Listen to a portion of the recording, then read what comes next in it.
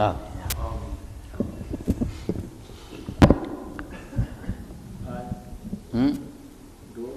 ہاں بس اتحاد جو دین میں ہے نا، یہ لفظ انہوں نے آج کل بہت بدنام کر دیا۔ وہ تو یہ کہ کوئی صورت حال جو آپ کے زمانہ میں پیش نہیں اب نہیں آئی، تو اسلام میں ایسے اصول دے دیے گئے ہیں کہ ان کی روشنی میں آدمی سمجھ لیتا ہے، عالم آدمی، کہ یہ بات اگر حضور کے سامنے پیش ہوتی تو یہ فیصلہ ہوتا۔ من گھڑت باتیں نہیں، آپ کے دین کا مزاج سمجھ کر قرآن پورا اور سنت رسول ہضم کر کے وہ بالکل فیصلہ کر رہا تھا کہ اگر حضور کے سامنے یہ معاملہ آتا تو یہ آپ نے فیصلہ کرنا تھا، حلال و حرام کے بارے، خون جیسے لوگ دیتے ہیں یا جہاد میں نماز پڑھتے ہیں، ایسی باتیں، تو وہاں پھر فیصلے کرنے پر نئی صورتحال یا جو دین میں بتایا گیا اس کو نافذ کرنے کے لیے تدبیریں سوچنا، بدلنا نہیں کہ موجودہ حالات میں اس کو اسی حالت میں رکھ کر کس طرح راستہ نکالیں کہ اس پر عمل ہو سکے۔